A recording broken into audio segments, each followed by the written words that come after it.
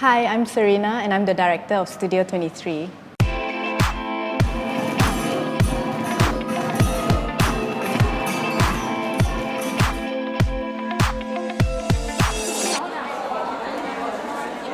When I was a little girl, my parents were always telling us stories. You know, the Britannica Encyclopedia, inside there was a story all about ballerinas and about dance. The last line in the article about ballet was, "Dance me a story." And for me, that was just very exciting because I love stories and I love dance.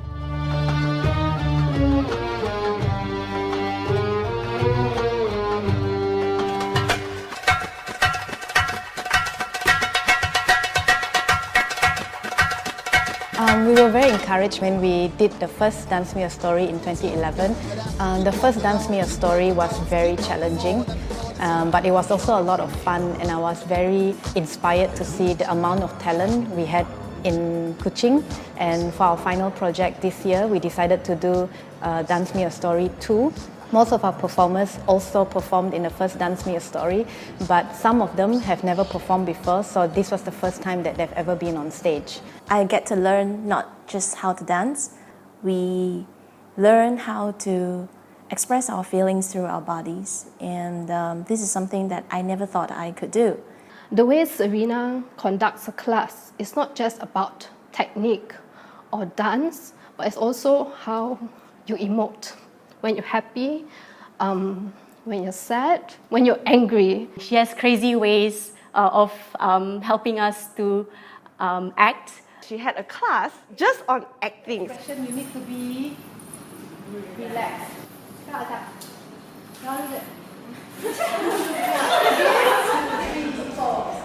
6, 7, 6.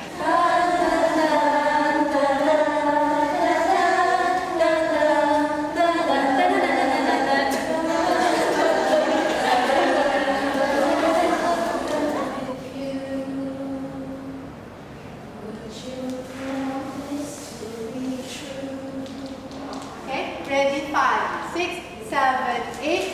1, 2, 3, 4, and please, please, please, please. Okay, 1, 2, 3, enough. Ready, and go. 1, 2, 3, enough.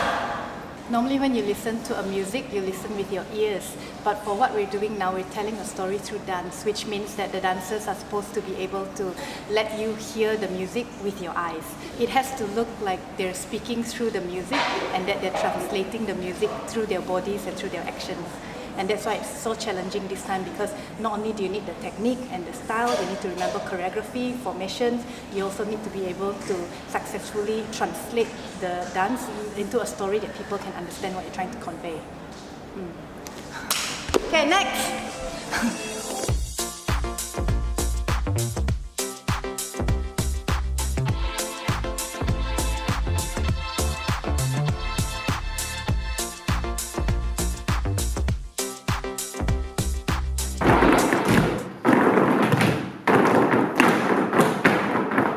Every time after work, being very, very tired, I will drive straight to the studio, seeing my friends' faces, and I know they are going through the same thing. And seeing Serina's face, I know that she is very tired as well.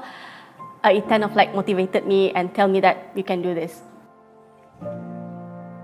I wasn't supposed to be performing in the show because I was actually pregnant in January.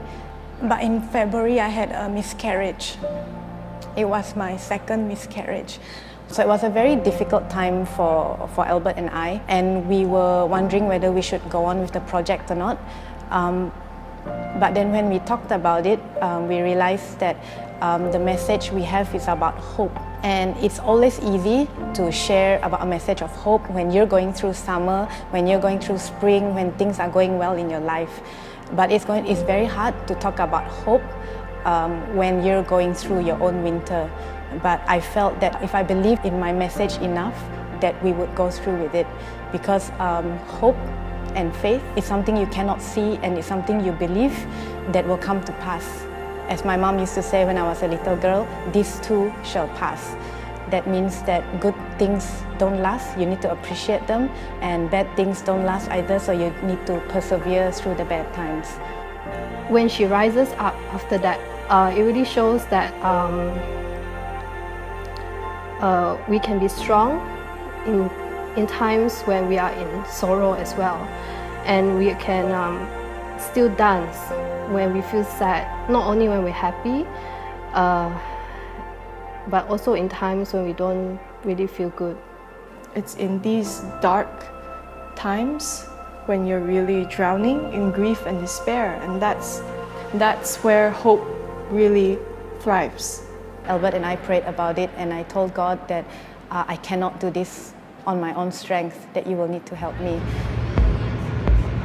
And He has opened so many doors for me, and He has sent me just so much support through my family, my friends, and my dancers, and I'm so appreciative of that.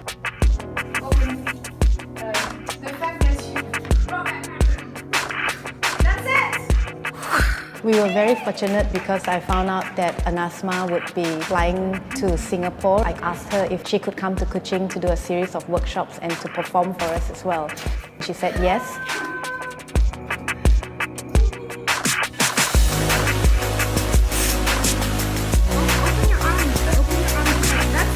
I wanted to let people know that everything you do, that you can make a difference in people's lives. I volunteered with the Sarawak Women's Society since 2002. The work they've done to give hope to women and to give help to women really inspired me.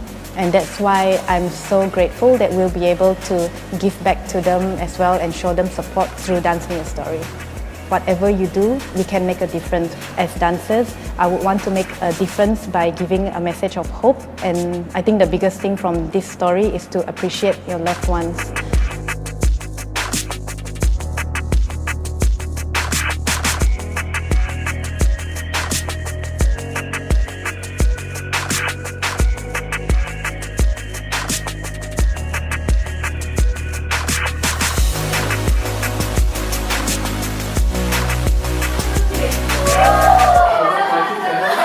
Serina also given me tasks or like role to become one of her friends, and I'm very grateful about that. In this show, you can see that Hannah has a group of friends that is with her. Throughout this whole process, I have that. I have a bunch of really good friends that is always there for me. Because of studio, I was able to cultivate new friendships and to deepen the ones that I currently have now, and we're like a family already. Being accepted into Studio 23 is like being part of the family, and that is the most valuable things that I cherish in my life. I've been with Serina for 10 years, and it's like my second home here, and 10 long years. Can you imagine 10 long years? Initially, I thought it would only be a 3 weeks, class for me, but you managed to make me continue to do the dance for 10 years. I never thought that I would stay on for so long, because I never thought that I would be a dancer or just to go out on stage and to show the world what we all can do as dancers. Look here, look here.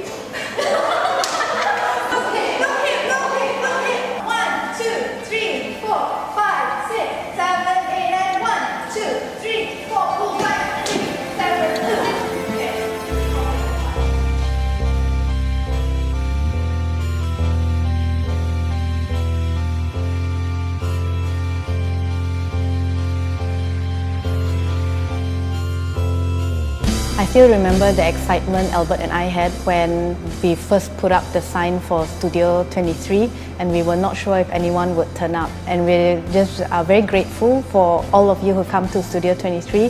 Whether you're still with us or not with us, you made a difference. The last 8 years have just been really amazing at Studio 23 because of you, and I want to say thank you for that. We became a family, we became a community. From you teaching me and my church friends all the way until now, Dance Me a Story 2. I did not know I could do it, and thank you for pushing me and for believing in me and for giving me this amazing, tremendous chance to perform on stage in front of so many people. Thank you for believing in us Thank you for believing that everyone can dance. I really look up to you as a mother, as a wife, as a daughter, as our teacher, and also as my friend. We will miss you a lot. Okay, hopefully that you don't forget us. Thank you, Studio 23. We are like seeds, you know. When they look at us, they don't see seeds. They see trees. They see flowers. They see the potential for what we can and what we eventually will be. The fact that they saw us as trees, the fact that they saw our potential, that made all the difference, especially for me. So thank you, Serina. Even when Studio 23 is not around, remember that Studio 23 was just a place, but community that we had was formed by you, so always remember that. And I hope that you will continue dancing even when I'm not around. You're all amazing dancers, you're all amazing performers. I'm very proud of all of you. Thank you for always giving your best. Thank you for not running away when I nag you so much. I hope you're as proud of yourself as I am of you. And to all of you who came to the show, thank you so much for coming, because if it wasn't for you, there wouldn't be a show. We really appreciate the support you have in buying the tickets and turning up and just being here today. Thank you so much.